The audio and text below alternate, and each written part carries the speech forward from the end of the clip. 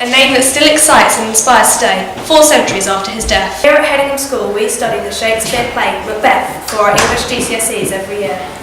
Other year groups will read and revise a Shakespeare play, ranging from The Wild Wacky Tempest to Macbeth, or the equally enigmatic Midsummer Night's Dream. Shakespeare also has a wider link here with us here at Hedingham, because just down the road is the historic Hedingham Castle, which holds a single production each year. Whether tragedy or comedy, these spectacular performances are worth viewing.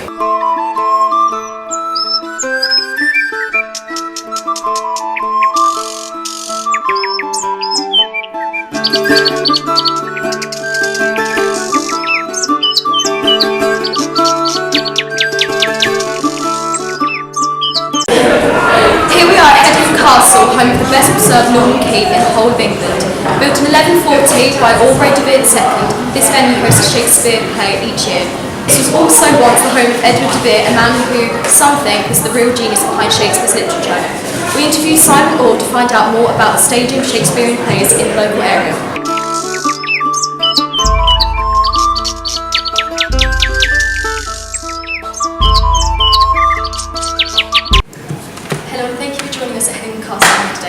It's a great pleasure. Could you please tell us about the plays you're putting on this year? This year, in July, we're going to be staging Midsummer Night's Dream. That's on the grass in front of the castle just outside, and we're very much looking forward to that. It's going to be great fun.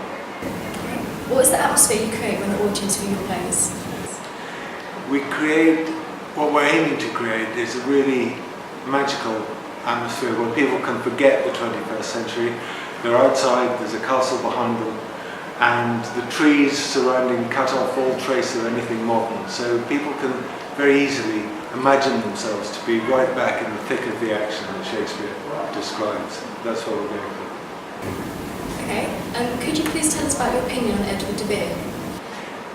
Whether he wrote the plays attributed to Will Shakespeare.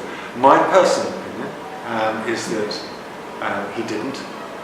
The arguments are largely based on coincidence, and coincidence is never the best basis for putting forward a theory like that.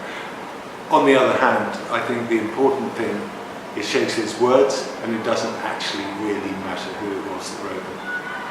Thank you. Well, thank you for taking your time out of your day to come and answer our questions. We appreciate your information. Thank you.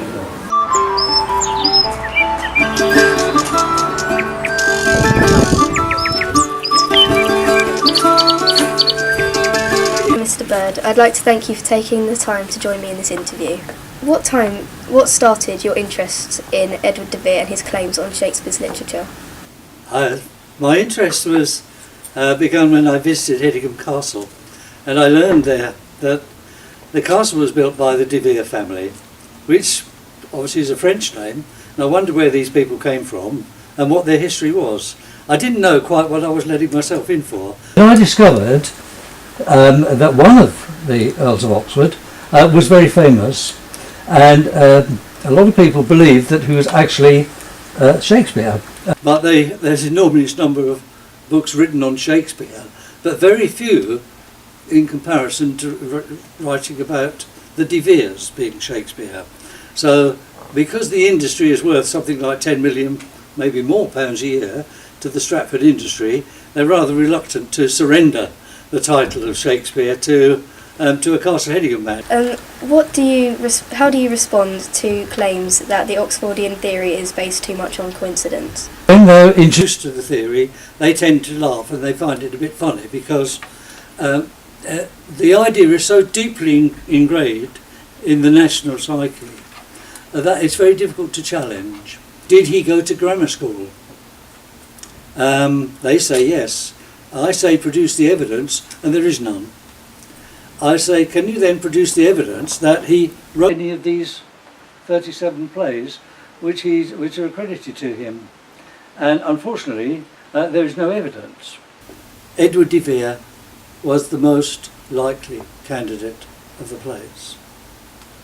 Thank you. I appreciate you answering my questions. Have a lovely day, Dickie. Thank you. From featuring prominently on our school curriculum to being performed annually at our local landmark, Shakespeare's influence can still be felt at Hedingham today. While some dispute over the true identity of Shakespeare, the only thing that really matters is the essence of his words.